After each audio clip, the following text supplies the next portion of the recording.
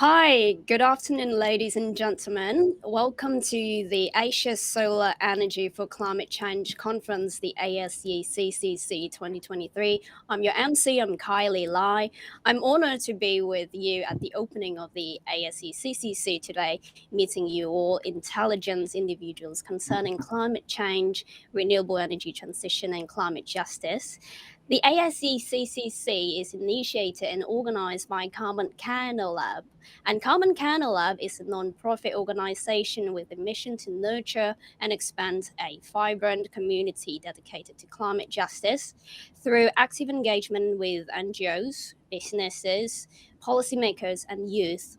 CarbonCare InnoLab strives to achieve a just transition to a low-carbon economy that respects and protects vulnerable communities.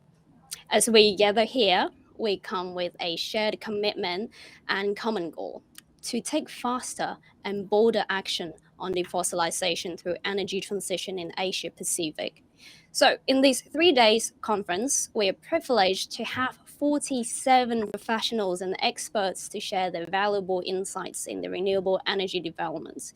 The ASECCC encompasses a comprehensive lineup of 14 panel sessions, each encapsulating diverse solar energy initiatives spanning governments, business, academia, civil society, and youth perspective. So we will discuss the innovative approaches on solar energy application, geopolitics, impacts on climate crisis, and the vital role of youth climate action. Furthermore, we delve into capital investment and explore how technology application can drive climate mitigation and adaptation. So in this conference, you can interact with speakers in the panel sessions you registered. You can also make use of the networking lounge zone on top of your navigation bar to follow up on discussions with other like-minded people. So we encourage you to actively participate, engage in fruitful discussions, and make the most of this unique opportunity to exchange knowledge and make connections with each other. So there are various networking features in this platform, so please feel free to explore and enjoy yourself. Lastly, we would like to give a special thanks to the Hong Kong Jockey Club Charities Trust, who funded this conference. Without further ado, let's kickstart the ASECCC conference. It is my great honor to invite the co-founder and CEO of CarbonCare InnoLab, Mr. Chen Yao Chong, to deliver an opening remark. Mr. Chong, the stage is yours. Thank you. Good afternoon, ladies and gentlemen, or good morning, wherever you are. Thank you very much for coming to join the conference. I know we have hundreds of registrations, but we are talking at a time when the crisis is hastening. We hear from the news that there is extreme fire, drought, floods all around the world, so everywhere. And in the Asia region in particular, we will be more exposed to accidents, and we need to protect the vulnerable communities because they are the least responsible persons for climate change, but they suffer the most. So the people in poverty, people with disability, women, minorities, and so on and so forth. So we come together to address the issues. We are amazed that the governments are still lacking resolve, very bold in words, but less in actions. That the NDC, the commitments, we are still talking about 2.4 degrees, not 1.5, very far away. And the scientists are warning us that we don't have a very large window. We, in fact, have a very narrow window, 5 years or even 7 years to make a change, complete change. So coming to COP28, that's a time when we again examine what the government has committed to do, will commit to do, will actually do. So I hope this conference gives some impetus. CarbonCare InnoLab is a very humble, small, community-based organization in Hong Kong. It is founded by me and other like-minded people. We are concerned about the climate crisis, and we know we have to change, and that defossilization is the main aim. The fossilization of energy sector is the main means to achieving a low carbon economy. And in the process, we have to care for the vulnerable community, the outdoor workers, the workers in the industry, and also the other poor communities affected by climate change and affected by the transition. So I would once again thank you for joining us. We have, apart from the Jockey Club Charities Trust, which sponsor the conference, and some of other programs of CarbonCare InnoLab. We have the Jockey Club Museum of Climate Change, the Hong Kong Laureate Forum, the CityNet, and the regional network of local governments, and finally, the Asian Energy Study Center of the Baptist University of Hong Kong. We will, in the process, introduce some other programs of CarbonCare InnoLab. But suffice to say at this moment that we have a very robust solar energy program called SolarCare. We have a program to train young people for advocacy, including attending COPs. And we have a community-based programs that address directly just transition. But right now, we are focusing on solar energy in Asia and how Asia can move forward. So we'll defer to the experts in the coming panels to talk about various aspects from technology to policies to advocacy actions. So with that, let's start with our first panel. And today we are honored to have three speakers: Dr. Uta Collier, Dr. Sam Gill, and Mr. Liang Yi Zhang. I will first introduce Dr. Uta Collier first, and then in the process before they speak, I will introduce them one by one.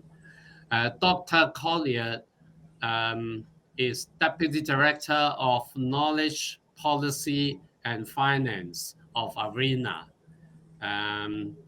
Dr. Collier is expert at the in the area of ARENA's work on policy, market, and finance for the energy transition. So today she will cover the world energy outlook and some other aspects of solar energy investments. So the floor is yours, Dr. Collier. Thank you very much. And hello from Abu Dhabi, where the International Renewable Energy Agency is based. I am very pleased to be speaking to you, and thank you very much for the invitation. Let me just share my screen, make sure it all works. So what I want to talk to you about today is, Windows. Sorry, I seem to be having a problem. Okay, it's there. it was there earlier on. This is the typical problem, isn't it? Entire screen, nope.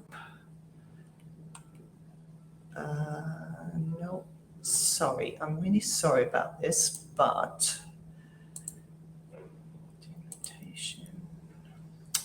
trying to close everything else. Oh my God. We did do a practice run earlier on. Yeah. And it certainly was there. Yeah. Technology often fails us. Promise too much. Honestly, my how about let me share my screen and then let me try once more. Sure. Okay. You would have thought that after all these years of doing these things, it all works out, but sometimes it still doesn't. Right, share screen. Okay, it's back. Great. Right, I closed it and started again. So you can all see that. You go on the main screen. Yes, it's all good now. Thank you. Okay, sorry about this. All right, so for those of you who don't know us at IRENA, we're the International Renewable Energy Agency. We are an international organization representing now 169 member states. We just recently had Guatemala join us. So in that sense, we're the energy agency that covers the largest number of countries. So we have members all over the world, very few, obviously with 169 members, there are very few countries that are not our members. And of course, most of Asia Pacific is in our membership, and we have lots of interactions with the countries.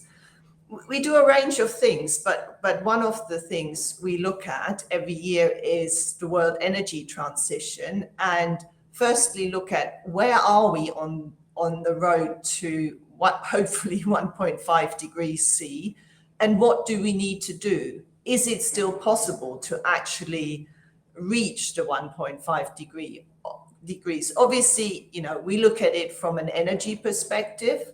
And obviously, there are some other aspects, agriculture, forestry, etc. But ours is the energy side of it. And that's what I want to share with you today. Firstly, giving you the broader global picture, but then, of course, focusing in on solar as that's the key theme of this conference, and also looking at, some of the investments that are going in at the moment and where the biggest gaps are. So let's start with a positive message. I mean, from our point of view, 1.5 is still in play, just about, I guess. It is possible in theory to achieve net zero emissions if you do everything you can do in the energy sector. So leaving aside the other emissions areas. And of course, it would be very challenging, but you can construct a scenario, and, World Energy Transitions Outlook is our scenario here at IRENA.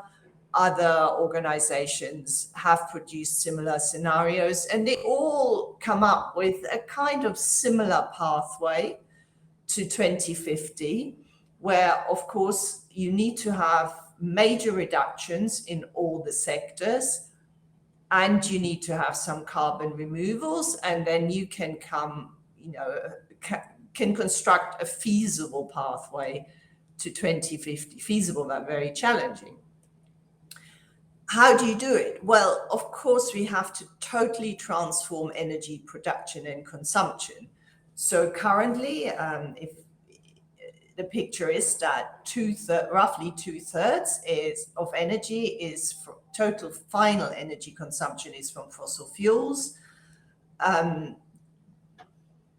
In addition, there are more fossil fuels, of course, in electricity generation. And then we have this big issue as well of the traditional use of biomass. And that's mostly a developing country issues, mostly the less developed countries. A lot of them in Africa, but of course, still quite a few of them in Asia. And we still see pretty large consumption for cooking of traditional biomass in the big countries like India, a little bit in China still, but also, the less developed countries in the region. All of that has to be massively transformed. We also need to use less energy, of course, energy efficiency being a very important part of the pathway. So the point I was making is that as part of this massive transformation of the energy sector, we need a very large increase in electricity generation, because we need to both accommodate the people who do not have access to electricity or not enough electricity currently, and a massive switch from direct use of fossil fuels in end-use sectors like transport and heating and some of industry to electricity. And of course, renewables are the best option to generate that massive increase of electricity requirement. So when we look at our scenarios, we see from currently a relatively small but obviously growing role for solar and also wind. By 2030, quite a large role for solar already.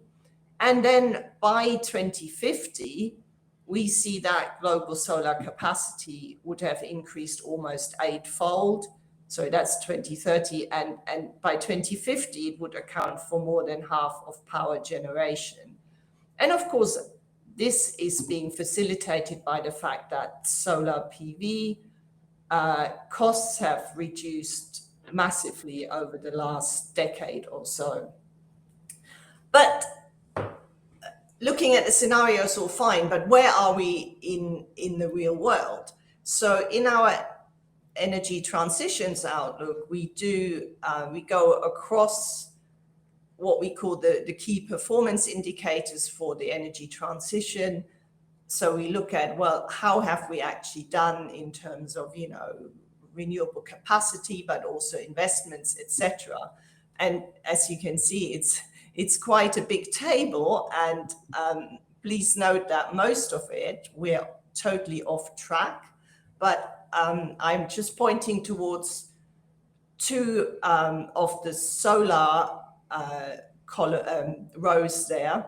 So while we all know that PV has grown quite rapidly, where we are at the moment is annual additions of about 191 gigawatts. But what we actually need to 2030 is 551 gigawatts per year.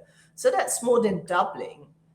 And then that needs to happen every year till 2050. So that's why we're saying we're still way off track on solar PV.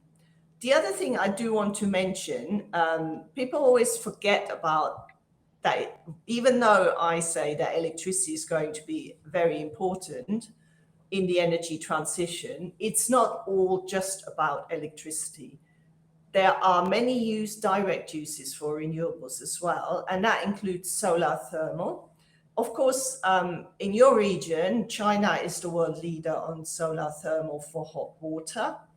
It's also, there are a number of other countries where that's been going quite well. Solar thermal can also play an important role in industry, especially in the sort of more low temperature applications. And, so there is a lot of scope for solar thermal. And while we've got currently some good sort of developments in that sector, and the number here is 585 million square meters that get installed every year. Well, that needs to be almost trebled every year to get to 2030 and 2050. So it's very, very challenging. Now, just again, looking at Asia Pacific, of course, the region is the global solar PV leader, and solar PV installations have been growing rapidly. And of course, a lot of that is being led by a few countries. So, I mean, of course, not surprising, because China is also a very large country with a very large electricity demand. So hence China, the leader in the region, but also large additions in other countries, Japan, India, Australia, and the Republic of Korea. So Asia Pacific has actually gone to 60% of global PV capacity, and it was only 20% in 2012. So that's great. There is progress there, although, you know, the picture is kind of a bit similar to the global picture. It needs to be happening much more rapidly, and it also needs to happen in the countries where we're seeing very few installations at the moment, because this needs to be a global energy transition, not just a transition of a few countries. Also important to note on solar PV, it's, as renewables as a whole, they can be important providers of jobs. And again, Asia Pacific is a leader globally. So it's got a large share of global solar jobs. And in addition, we at IRENA are looking a lot at the sort of equality issues, gender issues, and it's very interesting that when we look globally at solar PV and the role of women in the sector, in the workforce, Asia Pacific is actually doing very well, better than the other regions. I mean, compared to Europe, for example. So 40% of the solar PV workforce in Asia Pacific is female, compared to 27% in Europe. So there's some good progress. We're doing a lot of work on the investment side. And again, here, Asia Pacific renewable energy investments have grown rapidly. This is for all of renewables. And then I come to solar in a moment. Again, you see, of course, China being in the lead on this, and a few other countries coming up as well. But certainly, I mean, at the moment, we've got 80% of investments in the region in China. And one of the things we've been highlighting globally, that the least developed countries, whether it's in Asia or elsewhere, they receive a very, very, very small percentage of the investment. In Asia Pacific, it's 0.3%. And those are, of course, the countries where solar could play quite a transformative role, whether it's in off-grid or on-grid applications. So then comparing Asia Pacific with the global picture, I mean, it used to be that most of the renewables investment was in North America and Europe. Well, there's been a catching up, and Asia Pacific is doing much better now. But there is still a lot to be done. And especially, I mean, what we've done here is actually looked at it on a per capita basis. And as you can see, compared to, say, Europe, Asia is still way behind. And we all know that there is a lot more scope, certainly the technical potential.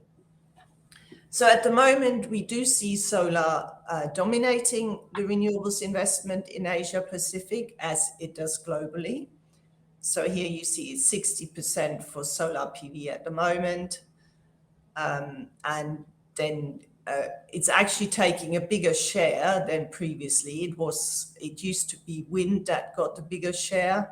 Well, in the last few years, although going back 2017 and those years, it was kind of similar. So solar is doing pretty well in the overall picture. And I don't know whether you heard me saying it before, but the costs of solar PV have, of course, declined massively. But there is a need for a lot more expansion in the region as well. Now, at IRENA, I showed you earlier on the global picture, and we haven't done any analysis for the whole Asia Pacific area. But what we have done is some work for ASEAN, where we've done some modeling of how 1.5 degrees C could be achieved in the ASEAN region. So you've got the countries there on the graph at the bottom. And again, similar to the global picture, solar will have to play a major role in power generation certainly by 2050. There's a bit of a difference to the global picture. We see probably it's slightly less by 2030. And also, if you remember the global picture, it was more than 50%. Well, here we see it's possibly slightly less. And there are, of course, possibly slightly more fossil fuels still in the system in ASEAN than in the global picture. But deployment could exceed 2,000 gigawatts by 2050 for solar. But of course, that will require major changes in terms of systems operation and a more distributed power system. Don't really have time to talk about the changes that are needed, but we have done quite a lot of work on how to accommodate variable resources like solar in an electricity system. I would also like to mention, though, despite all these positive factors, all the growth in solar, etc., we need to keep in mind that not all is well. Fossil fuel subsidies, still a big issue, obviously at the global level.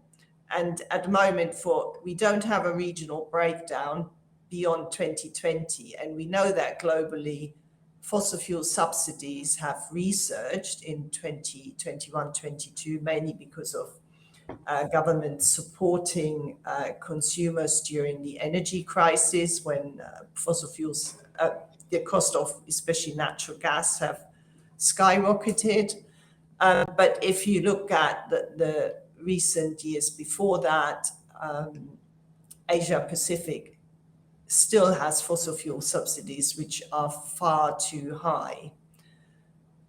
So there's kind of a declining trend, but the share of the regions in global subsidies has actually gone up. So that absolutely needs to be addressed, because you can't, on the one hand, support renewables and then still subsidize fossil fuels. You're not going to get the transition at a rate you need to. Obviously, we understand there is a need to support some of especially the poorest consumers, say things like LPG subsidies to help people actually be able to afford to cook, but that needs to be looked at and seen whether a transition can be financed in those sectors as well.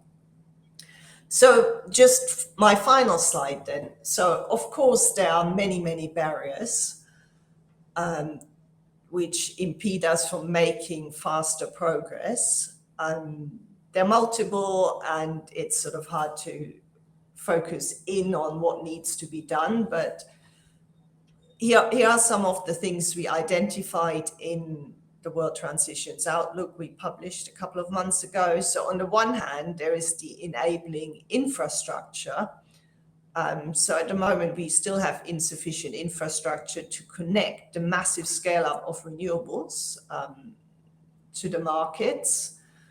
Of course, we still have a lack of grids in many areas, so that needs to be addressed. Lack of readiness of the distribution infrastructure, and we're thinking of things like hydrogen. And also the end use sector is just not prepared to switch to renewables, which can be quite complicated. And all of this, of course, will need massive intervention from policymakers, and intervention isn't necessarily a negative thing. It just means you need a greater strategy of how that can be achieved and working out what support is needed. And in most countries, we still have policy and regulatory frameworks shaped around fossil fuels. And we also feel that there is insufficient attention to the socioeconomic dimension. So it's not just all about renewables on the ground. We need to make sure that that you have industrial policy for viable supply chains. Otherwise, we're going to end up with problems. And there are already countries now where it's actually very difficult to access solar PV, for example. because the supply chains just aren't there. And then finally, importantly, skills and institutional capacity.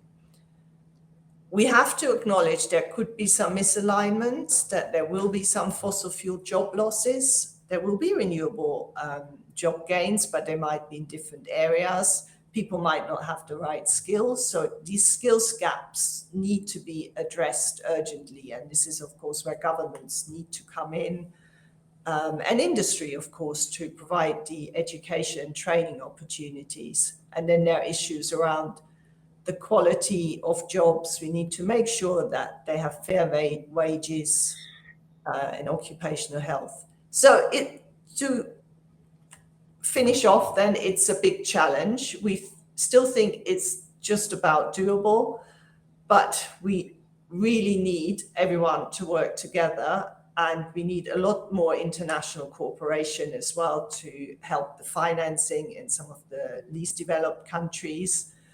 And we do hope that governments start realizing the urgency. And of course, we've got another COP coming up, this time in UAE. Let's see whether that urgency will be reflected there. Thank you. Thank you very much, Dr. Collier. I think that there is a big challenge. I got figures such as investment need for $2.5 trillion per year until 2050 to decarbonize totally the Asia Pacific region. So these kind of figures, okay? So I think different organizations put up different estimates, but it's huge. So who can come up with this money? And I think Dr. Collier draw our attention also to the social aspects of it. So the workers' right to employment, and how are they being addressed? And those who are lacking energy, the access to energy. So we, and this year, the SDG, the high-level commission in UN, just had a review on goal number 7, access to energy. So all spot-on points we can discuss at the end of the 3 presentation. So I hope Dr. Collier can stay on. And if you have any questions, any comments, you are welcome to write in the chat, and then we can come to your questions at the end of the presentation. So the next one, we have Dr. Sam Gill from China Dialogue, and also he is also a senior fellow of Chatham House. And Sam will be sharing with us the solar energy for poverty experience in China. Thanks, Sam. Thanks very much for that introduction, and to Dr. Collier for her earlier presentation. Let me just share my screen. You can all see that screen, right? Yeah. Yes. Great. Yeah, so I'm Sam Gill. I'm CEO at China Dialogue Trust. We're a fully independent of any government non-profit dedicated to promoting constructive dialogue and accurate information through high quality, accurate journalism on all environment and climate change issues, with a special focus on China that we publish across some 8 languages and 4 websites. I'm also an associate fellow at Chatham House, and relevantly for this presentation, I worked previously as a research fellow at University of Sussex, working on a project at the time on low carbon innovation in China. And through that, I've done quite a lot of on-the-ground research in China and elsewhere on innovation in the solar sector, both around solar PV and also solar water heaters, and its link to solar energy that serves the needs of the poor. And I have a particular interest in that, and I thought I would just give a sort of brief overview of some research that I've conducted and some articles that we've published on China Dialogue, just to point to some maybe emerging perspectives on the role of solar energy in poverty reduction, how that's played out in the Chinese context and in other contexts where China has a role as an outbound investor and provider of finance and technology, and increasingly maybe of development policy. So there's just ways to sort of think through how this might impact the sector and the transition and important efforts towards development in some of the world's poorest countries that also face a growing climate crisis. The research that I conducted relates to an ambitious plan that China announced in 2014 to help alleviate rural poverty through deploying distributed solar PV systems in poor areas. This program was called Solar Energy for Poverty Alleviation, or CPAP, and aimed to add over 10 gigawatts capacity and benefit more than 2 million households from around 35,000 villages across the country by 2020. Our study, which I've just shown the sort of abstract and title there if you're interested, investigated the initiative through a discourse analysis of policy documents and a case study of its implementation in Qinghai province in a remote, largely pastoralist county called Guinan on the Tibetan Plateau. The study illustrated some of the constraints on implementing CPAP, at least at its pilot stage, and raised some new perspectives on what some of the obstacles and challenges are for this kind of state-led top-down push for energy infrastructure in rural and underdeveloped areas. It found that it's a very progressive and potentially transformative policy, and I'll talk more about some of its successes. But it also argued that there were problems with the policy if it didn't have the right incentive mechanisms for local bureaucrats and for non-state actors, and that there needed to be independent oversight of these kind of top-down policy implementation processes and real local development knowledge to inform the rollout of this policy. This picture shows a 10 megawatt solar farm that was approved under that Solar for Poverty Alleviation policy in the county that we studied. As it happens, this is a farm that is very unlikely to have been approved otherwise, due to prevalent concerns at the time about curtailment, effectively that there was a lot of solar energy that wasn't reaching the grid.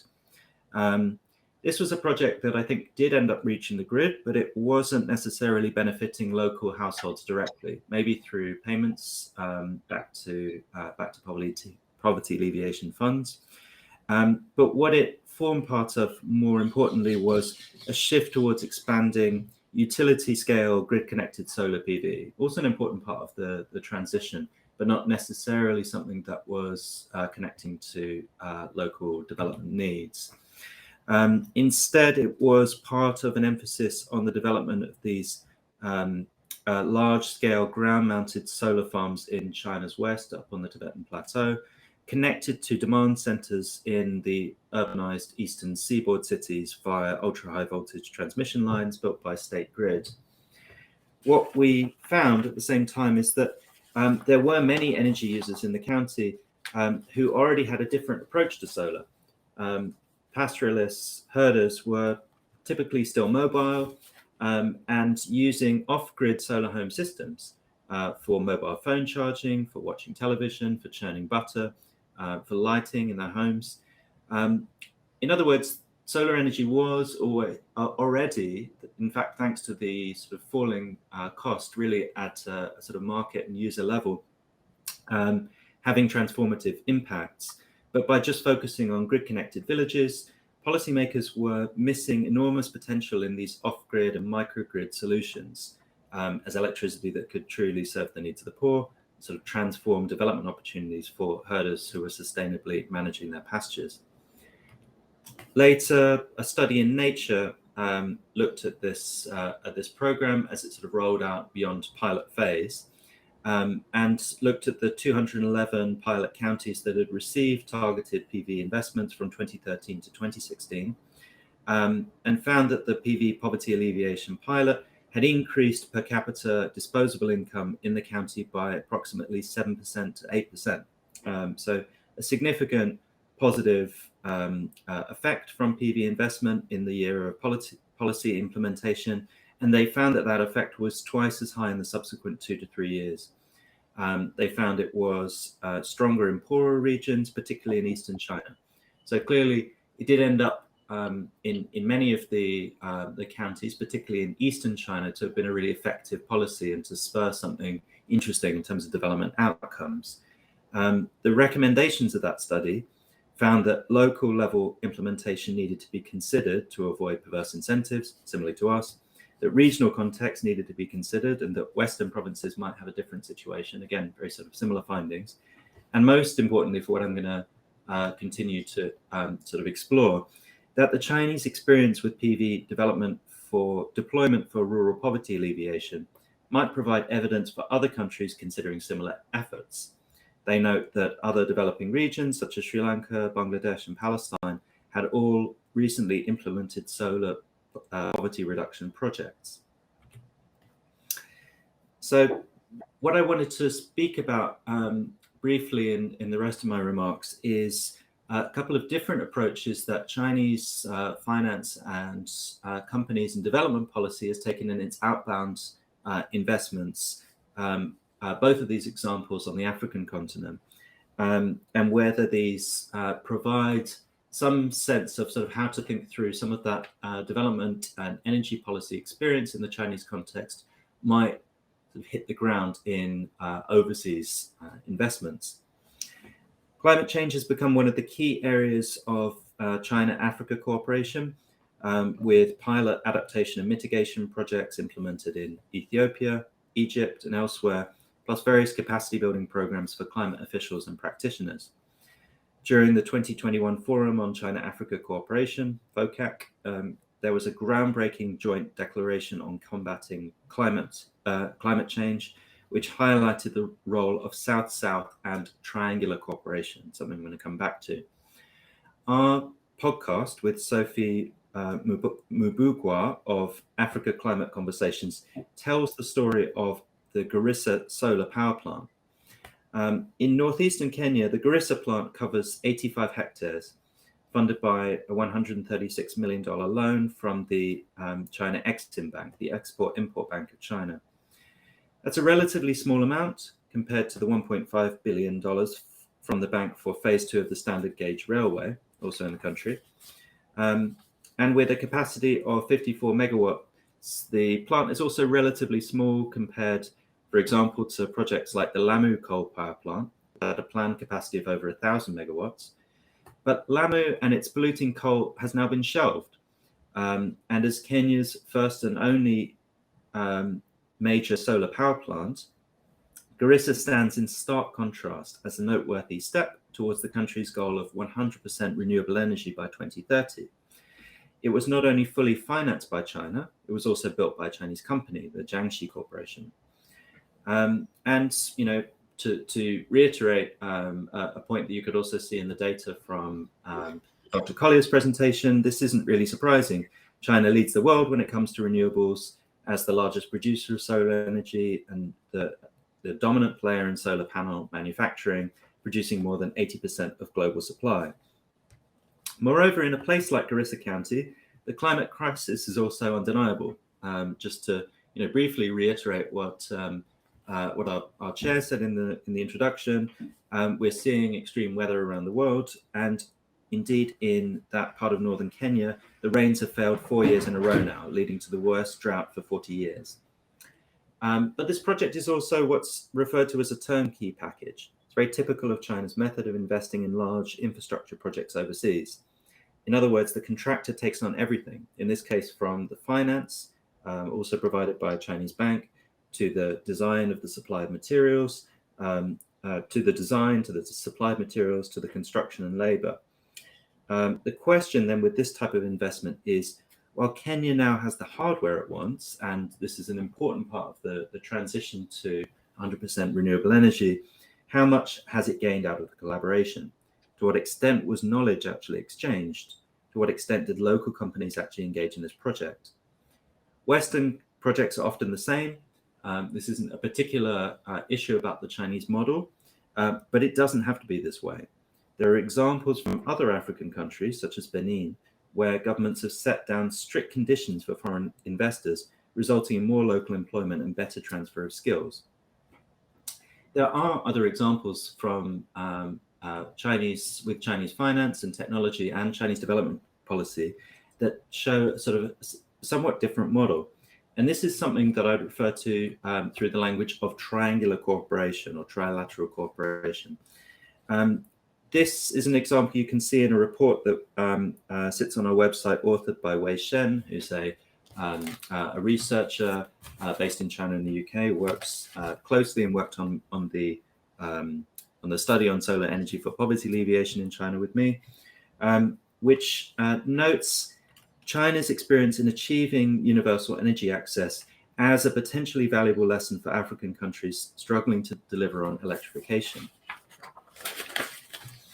What he found is that careful assessment and studies are needed to determine the compatibility of China's experience in an African context, and that proper project design is required to identify implementation routes to integrate Chinese experience into local development strategies. And in this regard, European donors' strong experience in developing effective climate programs and providing intellectual support to local policymakers and, crucially, non-state actors is of value to Chinese foreign aid agencies, who have typically operated through official bilateral channels without as much focus on working with non-state actors and working sort of in local contexts with attention to sort of regional difference and to the needs of the poor. Wei Shen cites the China, Ghana, and Zambia UNDP trilateral cooperation on renewable energy.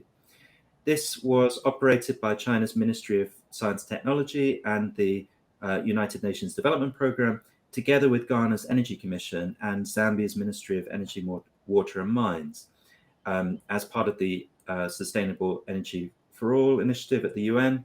These two landmark triangular cooperation initiatives were funded by the Danish International Development Agency between 2014 and 2018. Their aim was to promote off-grid community-based electrification, increase the share of renewable energy, and promote the productive use of energy in each country. The twin projects also focused specifically on technology transfer that facilitated learning from China's experience, promoting universal electrification, and nurturing domestic renewable energy technologies. The project design established a favorable institutional environment in the recipient countries to welcome Chinese renewable energy technologies suitable for rural electrification, and identified the most appropriate renewable technologies among solar, wind, and biomass, that is clean cook stoves, to be transferred, and discovered suitable business and financial models for scaling the technologies in the rural pilot sites.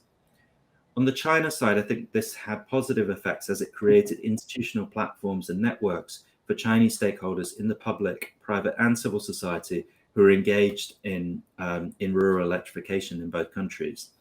The project led to the inception of the South-South Cooperation Center for Technology Transfer, affiliated with MOST, with the Ministry of Science and Technology, and a demand-driven approach was embedded in the project design.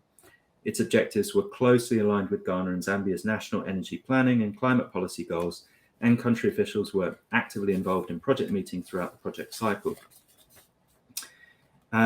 Still, most of China's energy projects in Africa under the banner of China's Belt and Road Initiative or Global Development Initiative are large-scale utility developments predominantly undertaken by big state-owned companies and supported by policy finance institutions, much as in the Garissa example I showed. But there are Chinese private renewable energy companies willing to engage in rural electrification activities in Africa, but have previously received considerably less political and financial support. This trilateral cooperation model, the RET, provided opportunities for those companies to scale up their activities in Africa and form alliances to demand more support from government and financial institutions, and provided training for Chinese companies with, to this point, limited local access and knowledge. this, I think, is important in the light of Xi Jinping's pledge in September 2021 to not only cease the building of new coal-fired power projects abroad, but more importantly, to step up support for other developing countries in developing green and low-carbon energy. The hope is that solar energy for poverty alleviation policy in China, and that successful experience with rural electrification and its link to the rollout of renewable energy, is something that can also help to inform the scaling of support for renewable energy in some of the world's least developed countries that now suffer the brunt of extreme weather and climate change, and where many such under-the-radar opportunities for using solar for poverty alleviation already exist. I'll leave it there, and thanks very much. The floor is yours, Chair. Okay, thank you, Sam, for sharing with us the local experience of how solar systems can address poverty in China, and also some of the insights that you gain from analyzing Chinese investment in Africa. Although today we are focusing in Asia region, but some of the experience might be worth referencing to. For example, the cross-border assistance schemes, the multilateral or bilateral aid schemes should be able to transfer skill, knowledge, and help to engender local development. So it's not just a hardware system. So I think that message is clear. Thank you, Sam. And again, if you have any questions and comments, please do, you can submit your questions and then we'll address them later on. Now, Mr. Liang Yi Chang is the Managing Director of 350.org, world famous advocacy organizations on grassroots rights on issues of climate change. So he's going to address us, but unfortunately he has a family problem to address too. At the last minute, he could not be with us, but he has kindly made a video remark that we can share with you. I think it's very worthwhile to listen to what he and the 350.org have to share with us. So we'll play his video now. Thank you. Hello, everyone. Thank you for giving this opportunity to join you as the Asian Events Forum to talk about the solar energy, how we can expand that power. This is Liang Yi. I'm sorry that I couldn't join fully on the interactive forum, but I will be willing to engage with you further onwards. And here I want to present with you how 350 Asia and our community to build up the community-led renewables with you. What is 350 Asia is fighting for? Actually, we are a group of the young activists at the beginning, and then we use the digital power and use the scientists that were telling us years ago, the Paris Agreement passed, and some of us did the calculations to talk about how much carbon actually should meet the 2 degree Celsius toward the 1.5 degree targets. And we found out that remaining fossil fuels are actually much more higher under the ground. If we dig them out and to do the science together, the climate will be still warming. And we are actually sure that it's getting bad. And the extreme weather that happening over the places that we need to really fix that with the people's power. And here's a short video about how 350 Asia do the work. What does justice look like in a changing climate? Endless flooding in the streets, from Jakarta to Houston. Toxic air pollution that kills millions of people every year. Lethal heat waves. record wildfires, the decline of coral reefs, and the hopes of hundreds of millions who depend on them. This is what happens to a planet in the hands of corrupt governments and fossil fuel companies. Climate change is not some future problem. The crisis is now. With each passing year, the challenges mount higher and higher. So what can we do? How do we build a world that's just, environmentally, economically, and socially? First things first, it's time to end the reign of fossil fuels. Cut off the money flow to new fossil fuel projects so they don't get built. Pass widespread laws to keep oil, coal, and gas in the ground. In their place, we need new systems. Economies based on renewable energy that will keep our emissions in check. But the change we need won't come from the top. This is the people's fight. Only by working together can we turn ripples of hope into a tidal wave of change. The solutions lie in us, in our communities, and in our ancestral knowledge. And this movement includes everyone across class, gender, geography, race, and age. 350.org is the spark that ignites the global climate movement. Together, we will mobilize millions to take action. Students, workers' unions, human rights and social justice groups, marginalized communities and faith groups, universities, business owners, and all those who know it's time for change. We will campaign globally and locally to bring an end to the fossil fuel era. And we will support the growing movement by sharing resources and strategies to affect real change. Only together can we stand up to power and greed. Only together will we have the chance to build a just, fair, and livable world for us all. Join us.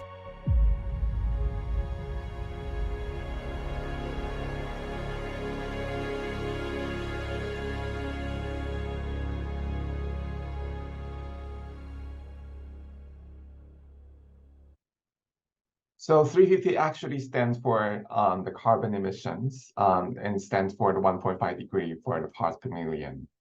And we established actually a couple years ago in 2008 with a couple of the college university students with a teacher talking about the divestment and the fossil-free campaign. And now we're located with 188 countries as a global NGO, as we are now, and part of the Asia family. And we are still campaigning for the three demands. The first is to have a fast and just transition 100% renewables, which I'm going to talk a little bit more about how the solar and wind and also renewable discussion in our network. The second, we also talk a little bit more on not new fossil fuel projects anywhere, and also not a penny more for the dirty energy. So as we know, Asia has large and vulnerable communities. And as many of you know, that we are affected by the climate change impact are really daily and severe. We really think that our governments need to spending more investments, not just in the fossil fuel industry, but also to our homelands, to our indigenous people, and really locally based solutions that can serve and to solve the climate crisis. So 350 actually want to inspire many of the community-centered and socially just climate energy solutions across the Asia. How are we going to do that? With three different steps. First, as I talked a little earlier, that we started with the divestment movement across the Asia. Now it's transitioned to the finance work, as I will show one of the examples in Taiwan later. That should be really invested more on the renewable investments, installations, and all of the community-led projects that we've been building on.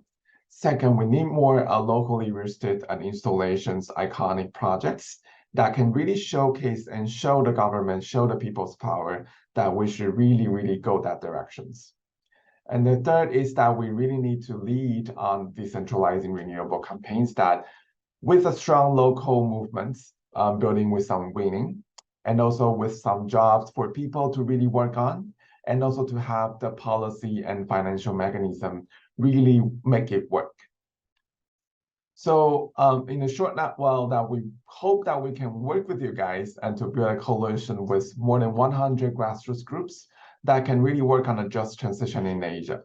And that will shift the discourse on the climate solutions and as the key voices to upload those community-led transition net on the ground. So I'm going to share 4 different examples that we've been working on. The first one is how we shift the finance work from the fossil fuel industry to renewables. So I'm taking my hometown Taiwan as example. We started with finding one of the divested credit card with a group of the young people here. So we did some film screening and to talk about it, to workshop it at the universities, and then to really talk about the numbers, how much money globally have been shifting from fossil fuel to renewables. So we starting to build our handbooks for those university students to talk about it across different campuses. And after 3 years, we had one of the universities started to confirm that divested from fossil fuel industry, and especially on coal. And then also building up that momentum, we also have the private sectors, the bank in Taiwan to be one of the cases that willing to divest from coal and fossil fuel industry to invest more on the renewables. And then we started to expand a little bit our work and tools from the private sectors to the public banks and private banks, not just university, and as one of our tools, continuously the momentum with the NGOs worker and also the movement on the ground here. The second story that I want to share about is how we're ruling out the iconic locally rooted work. As many of you know that the community-led RE is actually quite vague, and it's actually quite hard to talk about it. It's actually quite really not easy to build up the local capacities. So how we do that is that we start, of course, initial some scoping, researching about how the local carbon community-based solutions mean for our network. Is it related to transportations? Is it related to food? Is it related to energy or waste or other low carbon emissions that are the climate solution that we should take some actions more? And then we found out that some initial options to explore. One is the better on the fields. For example, on the seas, there are a lot of offshore wind turbines. There are a lot of like rooftop zones of the solar panels that we should really look into, especially for those car parks, those public commercial buildings that have the solar potentials. And also, as we're working on the fossil fuel industry, there are a lot of like carbon bonds we call that can maybe transfer from the fossil fuel sites into solution and renewables. So one example that we're looking at into is one in China that there's a lot of like rooftop revolutions happening.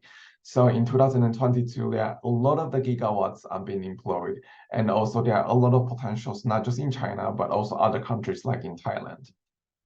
And in Japan, we know that there are a lot of the offshore potentials that we can build on.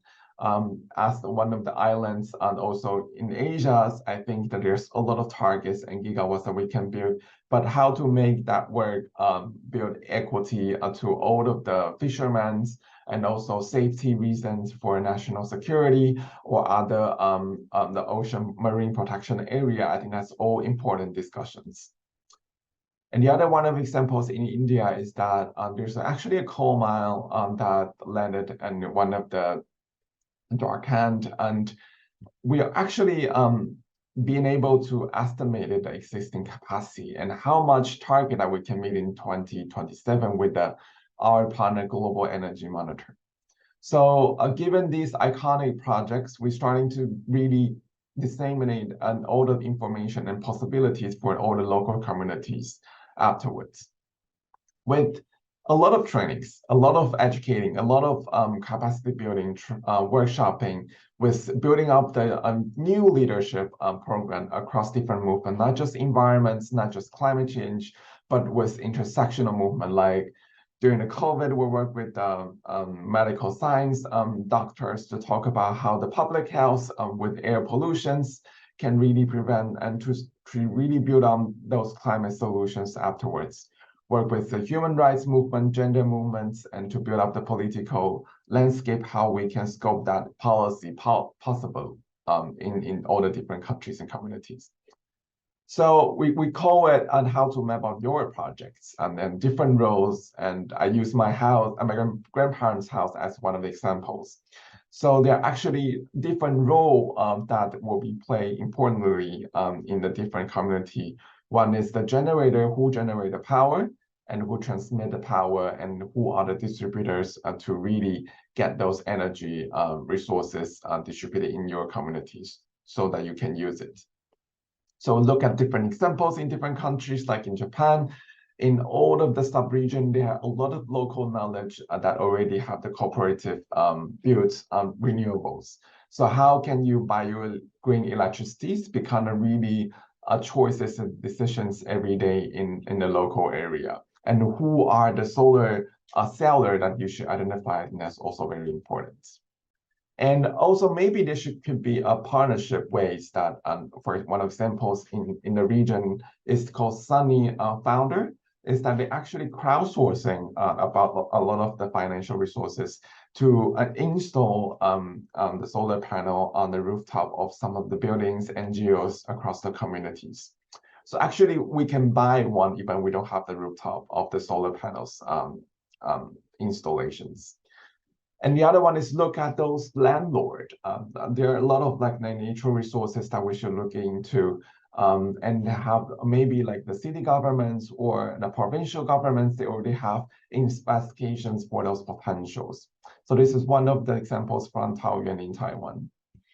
And also maybe there are some of small MEs, small business and entrepreneurship that already starting the new energy ecosystem that having supply chain, having their own small ecosystem that you can really enable them to push that and to invest more. And last but not least, I want to share with you what we've been building up toward is that given that those toolkits and those informations, we hope that we can grow the Asia climate movement with, of course, one of you to have the solutions in depth and also in size, that we can have a transformative energy work with all the different allies that can really shift away the fossil fuel industry and then to look into more community-led renewables, especially the solar and wind, for example. We found out that actually people are the core. So every community, we should have a leadership, have the core of the people who are committed to really discourse and also connected to the community and the crowd afterwards. That's map out our map, like where we are at this moment. Many of you might be located in different communities or countries. And then there are actually a lot of like research center providing these toolkits that you can really look into. Left-hand side of the screen is the solar potentials. And the right-hand side, for example, is the wind potentials. So how can we map out those renewables potentials? I think it's really also important up to us. And there are actually a lot of like renewables toolkits already. For example, like how to build out your community energy toolkits and how to build our campaigns with our training.3v.org website already available, some of them. And also how to evaluate to make sure that your renewable energy projects are these really just and also fitting into the needs of the community and also to reduce the energy burden of the country. And also probably to solve the poverty and also intersectional movement issues on the ground. So one of the reminders I want to share further here is that we should avoid the false solutions. Recently in the G7 meetings in Japan, the government starting to say a little bit about maybe some options can be our solutions, because a solution's definition can be various, like nuclear, like ammonia, like carbon capture storage. But I still believe that we should still believe that the renewable power should be powered by the sun, by the wind, and by the people. So that's how we want to really talk about our things, that directions that we should have a 100% renewable RE possibilities.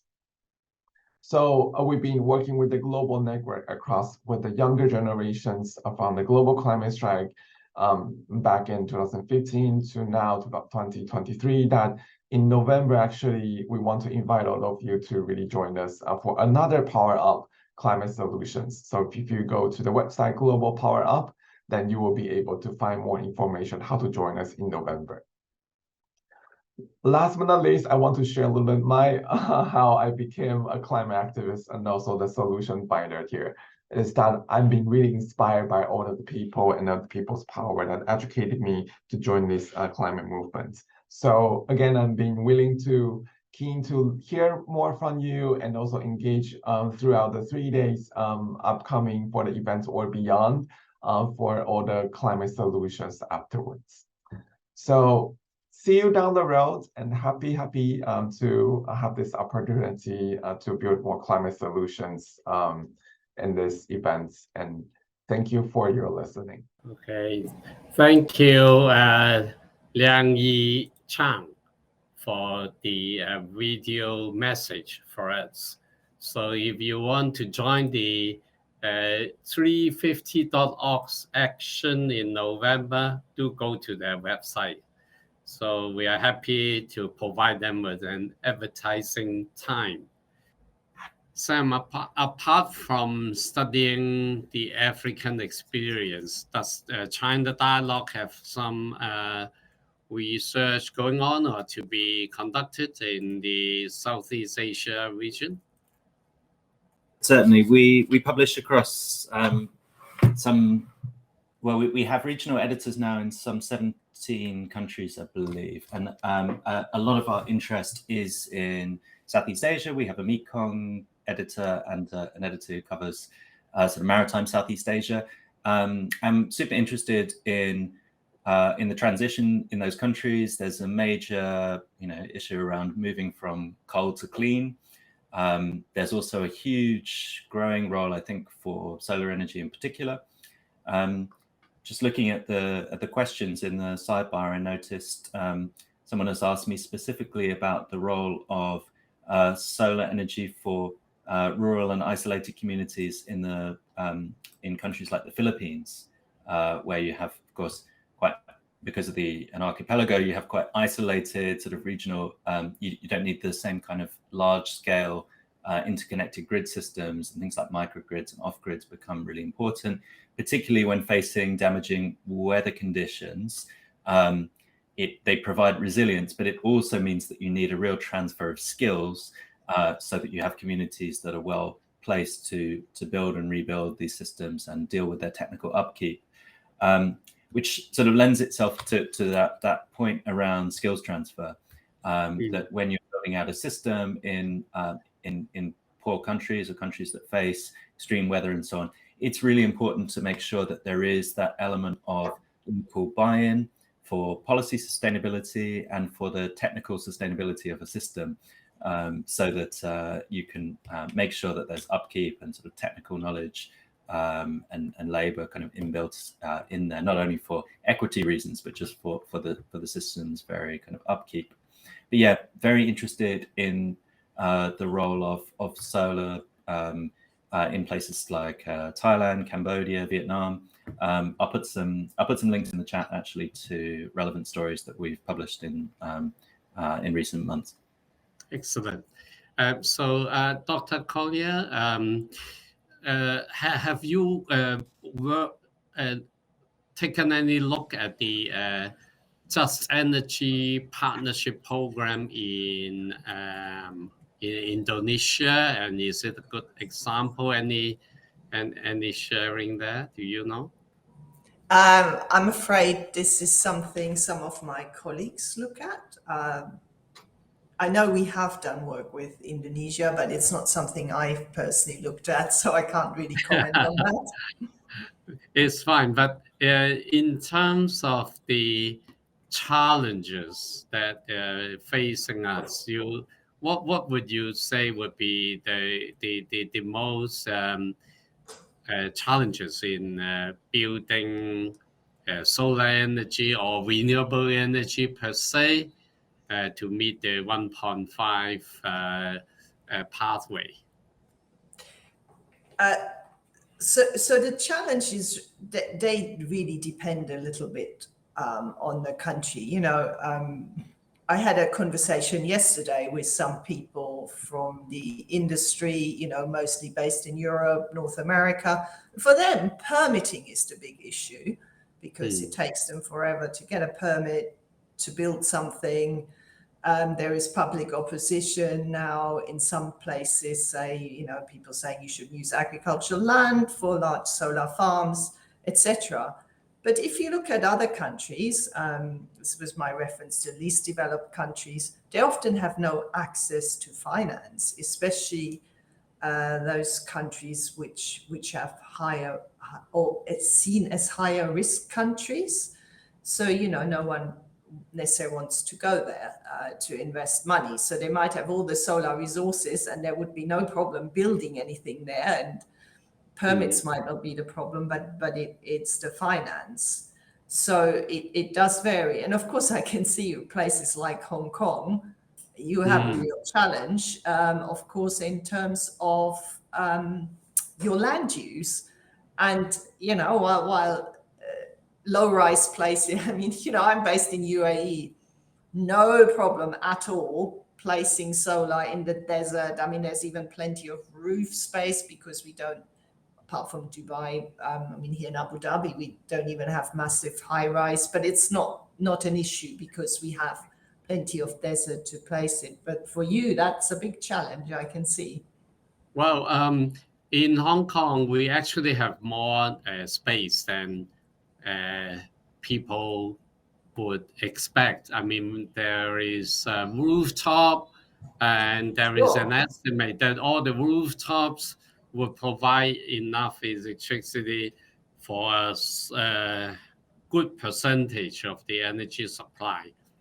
I will be sharing tomorrow about the CCIL experience. We are building solar systems with NGOs, and we have already we are managing 2 million watts of solar energy with a number of NGO partners, the youth camps and so on. So it's not. Look at the rest of us in Hong Kong. If you want to build it, you can find the place. That's why. So. What do you think, Sam? What are the challenges from your point of view in either in a particular region or in countries in general? There's huge challenges, I suppose, faced at the moment from relating to just incumbent systems and the kind of pressure that those create, political and market and technical. There's the need to develop the sort of storage and grid infrastructure and all of those sort of technical challenge.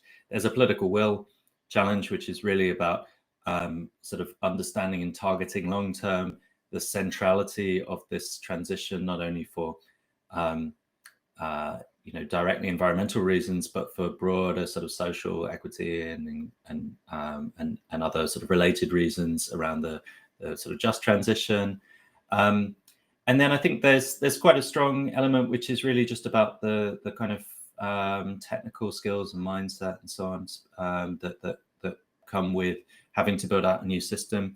And now there's a lot of geopolitical and macroeconomic kind of risks thrown into the picture. So it's a really wide range. On that last point, I think we are going to see with increasing kind of geopolitical competition, we're going to see a lot of competition between essentially US and Chinese-based sort of supply chains, and some bifurcation of supply chains really starting to transform the sort of global picture around solar. This could take us in either direction, either towards a slowing of the net zero transition thanks to a much more complex supply chain, and maybe at the same time it opens up opportunities for positive forms of competition that actually drive down prices and open up opportunities for some of the world's poorest countries to get pledges and policy support on renewable electricity infrastructure sort of in place quicker. It could really play out in lots of different ways. And it offers opportunities for countries who are positioning for the sort of renewables boom to make clear what they need in terms of sort of equity and sharing in the benefits of their role in the transition, particularly with regard to the supply chain. So, there's countries that are now positioned to provide a lot more lithium for the batteries that are also, of course, an integral part of any renewable energy system, or providers of nickel and other sort of critical transition minerals that are really integral part of this supply chain.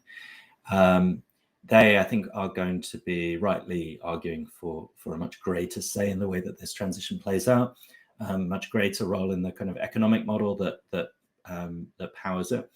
And I think we're only really getting started in terms of the kind of emerging geoeconomics of solar. And I think that's actually probably the biggest challenge or the biggest kind of feature of the next sort of few years of this sort of transition, which I think is well underway. So what we do have is a student program which is a virtual program, student leadership program, where we basically have a sort of a program over a number of months with IRENA staff, and students from all over the world can apply to have energy transition training, which has been very popular. And because it's kind of initially been run with support from here and networking opportunities among the students, and it was so popular, we then decided we obviously can only accept a certain number of people onto it. And then we started recording sessions so people can do self-learning on that as well. So that is, talking about anything from the technologies to the just transition concepts, the geopolitics of it, etc. So that's sort of our contribution, and we're doing more work on the education side with support from the UAE government. But of course, we are a small organization, and there is only so much we can do.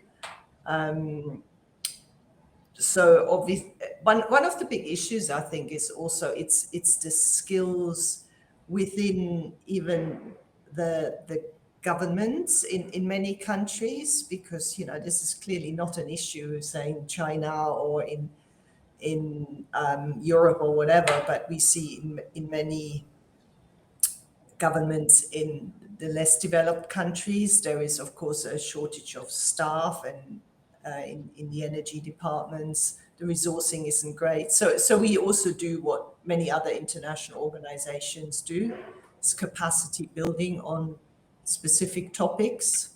So that's kind of our contribution to that.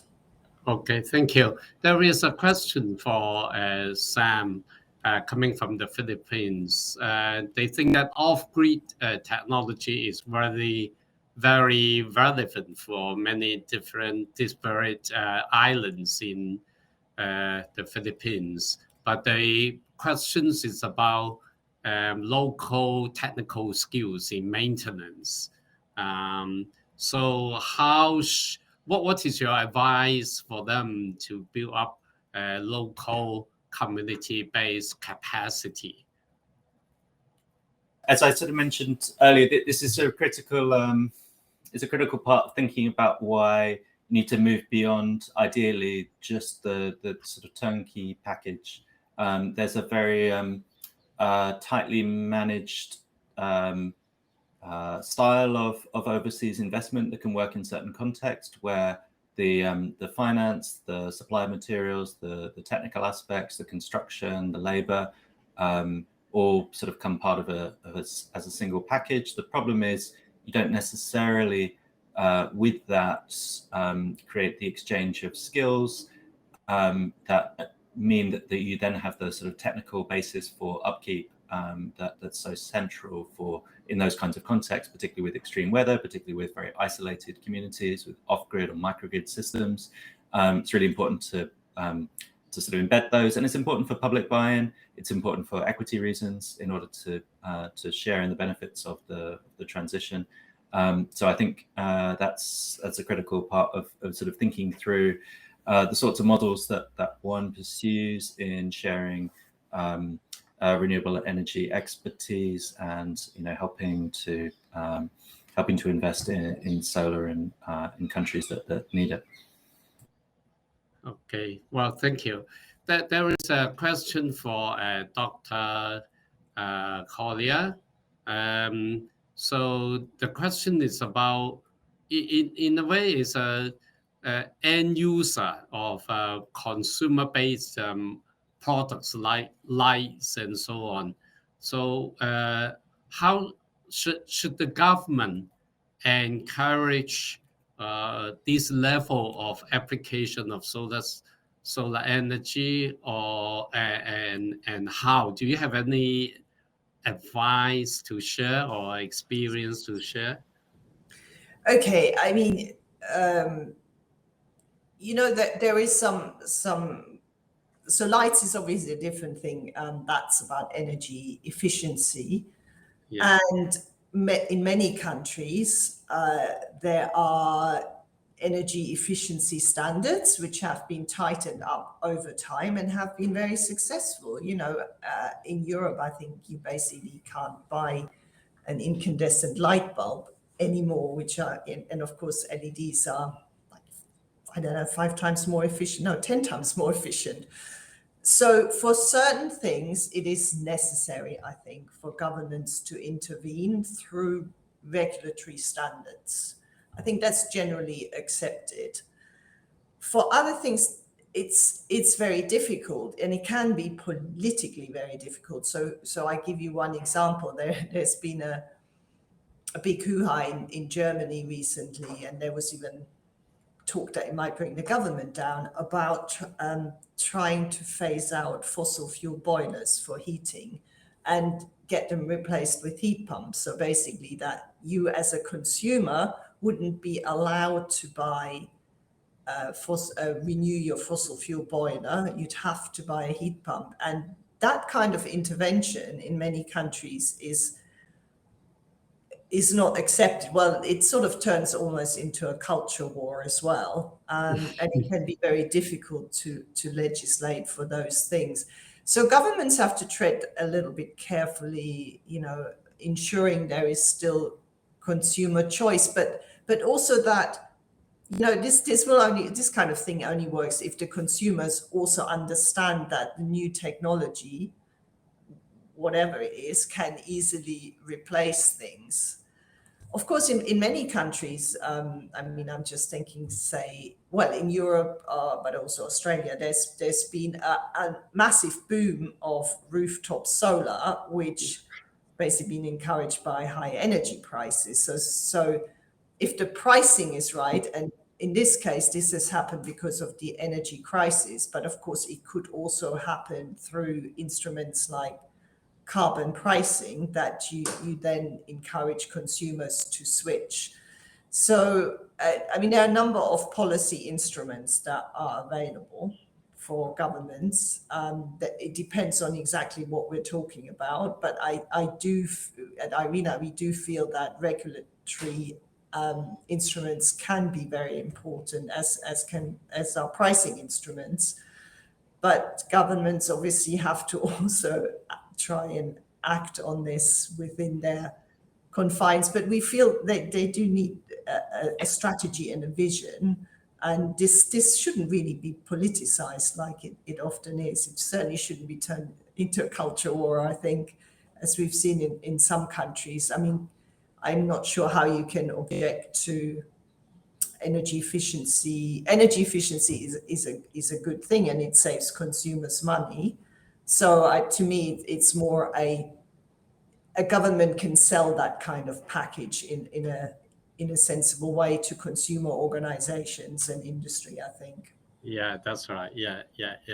There are there are attempts to try to make solar energy used for, say, iPhone chargers and that kind of things. But thank you for giving us some insights. There is a question about recycling of batteries. So solar energy seems to be made more effective. We have storage capacity, but that leads to battery issues and recycling. Is that something relevant for developing countries and any sort of, and I mean, it's for a technical session later on, but do you have any comments on it, Sam and Dr. Collier? Yes, I don't know whether Sam wants to come in first, as I've just spoken. Sam? A huge amount to add, other than to say it's an important part of what you call a circular economy. You want, in the process of this transition, to not replicate previous sort of models of consumption and production, but to embed more sustainable patterns of consumption and production, including when it comes to these supplies of critical materials that will be needed for battery systems, to make sure that you're also drawing those out through recycling of some of those critical materials, such as lithium and so on, can be recycled from plethora of disposable batteries that are already kind of circulating in the waste system. Ideally, what you want is to embed that in, and it's an important part again of where you invest when it comes to the new generation of infrastructure in some of the world's poorest countries, that you make sure that there are these sort of circular waste streams built into your thinking about the kinds of sustainable consumption and production systems that you want to build. So at IRENA, we're actually currently putting the finishing touches on a new report, which looks both at solar PV and battery waste, linking it to our scenarios and how much waste could accumulate over the next 30 odd years if we don't deal with the issue. And of course, at the moment, because especially for solar PV, of course, has a much longer lifetime than batteries. So the solar PV issue is starting to become a big problem in the 2040s. Batteries, it's already starting now. And, we're basically, in our report, we're talking about some of the policies that have been implemented by some countries. But yes, as Sam says, circular economy is an important aspect of it. And apart from the potential waste mountain, I mean, this is also wasting a lot of materials which are becoming increasingly scarce. And one particular concern is also, we're seeing this already now, of course, some countries, especially in the global north, have already an established recycling infrastructure, but this is not the case in many developing countries. And we also have a problem with off-grid systems sometimes having inferior batteries which don't last very long, and stuff just gets dumped in the countryside, and it's a potential toxic waste issue with some of the things as well. So it needs to be addressed, but the concern would be again about the funding for setting up these the waste management streams. In many of these countries, there's hardly any waste management, especially in rural areas where these off-grid systems are used. So it's a big challenge going forward. But yes, look out for our report. It will be out at the end of September. Right. Okay. Well, we are trying to finish in 1 or 2 minutes, but Yeah, we have a questions about why Hong Kong is so behind in solar energy. I will share this question tomorrow at 2 o'clock, an advertisement. So please come register for that. The last question I want to both of you to comment, and together with a remark of maybe a closing remark on how we should move forward as a global community in this region. And so what one expectation, one hope you have? And the question is that there is a question about paperwork, which Dr. Collier alluded to earlier, and how to reduce the red tapes of government for solar systems and renewable energy in general. I guess it happens not just in Europe, perhaps everywhere. but if you have a short comment on this, and together with a concluding remark of yours, some best wishes, some for solar energy or climate change in general, then we can conclude. Okay, so who wants to start first? Maybe Sam, you want to go first?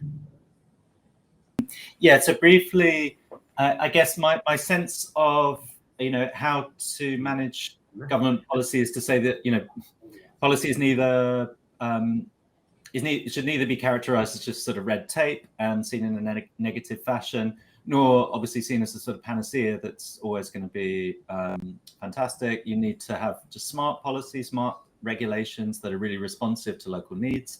And that means having a very responsive and consultative system as far as possible to really understand what the effects of policy are and where policy intervention is needed, or where it's providing obstacles or perverse incentives. That just means very sort of careful feedback and really listening and understanding where the policy is hitting the ground. For example, in somewhere like Hong Kong, a major challenge will be, how do you roll out solar PV on rooftops? Ownership of rooftops is an issue across China. Certainly now, on the mainland, one of the major issues around the solar PV rollout in urban areas has been sort of confusion over how do you roll out effectively in retrofitting kind of existing cities when the sort of the user rights and ownership rights around rooftop space is quite contested. The issue there is about fragmentation between different areas of policy, whether it's housing policy, it sits across different ministries. In other words, this is not just a question of energy policy, it's much broader. It's development policy, it's housing policy, it's municipal policy.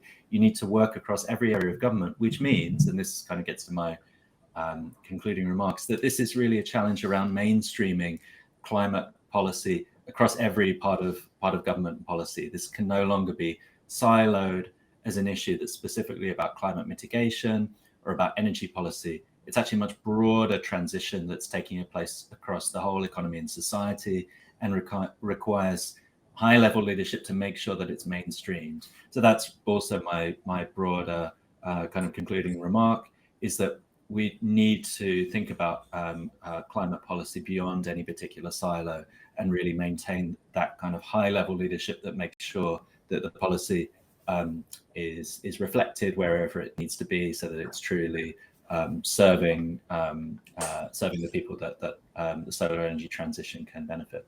Thank you very much. Well, Dr. Collier? Yes, I mean, I understand the frustration with paperwork to some extent, but at the same time, especially for large-scale renewable energy developments, we have to recognize this is major infrastructure. It can have environmental and social implications, and we shouldn't do too many shortcuts. For example, environmental and social assessments have to be done. Local communities should be consulted, but there are always ways to shorten the process. This has been a big issue at the European Union level, and come up with some proposals of how things can be shortened. You know, people talk about one-stop shops. I think there are a number of examples in different countries of what can be done. But at the same time, I think we do need to remind ourselves that we cannot do this transition by creating more problems, whether it's social problems or environmental problems, because we haven't looked at the impacts properly. In terms of the concluding remarks, for me, this energy transition is a major opportunity to switch to a better future.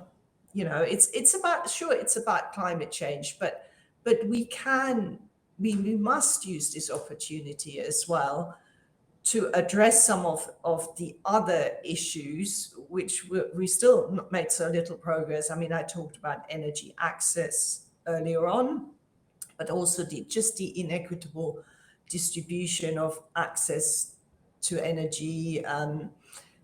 But we do need, and I totally agree with Sam there, you know, this needs to be a strategic vision of governments where different departments work together, because it can get very complicated, even within parts of renewable energy policy. You know, if you're looking to develop biomass, it needs to be agriculture and forestry, land use, all these departments working together with energy. So it's challenging, but you know, I think we see the urgency of climate change ever more. I mean, honestly, these scary maximum temperatures all across the world, in the oceans, on the land, we've got to do it now.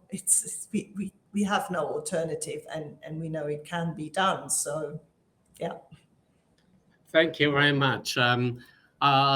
Well, thank you for both speakers for your insights.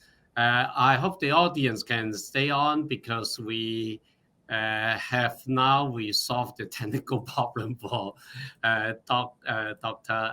Liang Yichang's video. So we do want to play it, because he has made an effort to contribute, and we want to hear what he has to share with us. But so do stay on. This is the after that we will end this session. So it's about 15 to 18 minutes long. So thank you very much. But I take the opportunity to thank Dr. Sam Gill and also Dr. Ute Collier for the excellent sharing this session. And we have a very good dialogue as well. So it will continue.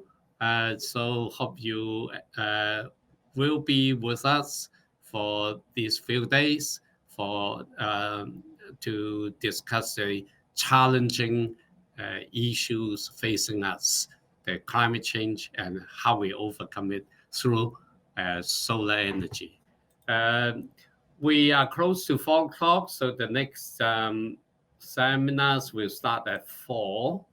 And then there will be 3 panels, one on Asia-Pacific energy transition, cross-border collaboration for sustainable energy deals. And then there is a next one, the future is solar, how youth can drive defossilization through renewable energy adoption. So the last one is navigating energy crisis, paving the way for next generation green energy development.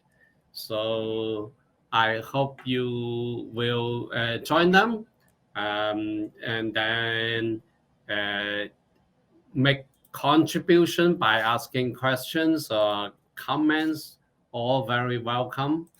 And then we still have tomorrow and the day after tomorrow.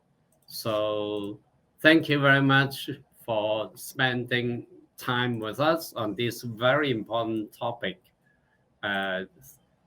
Looking forward to meeting you again for me.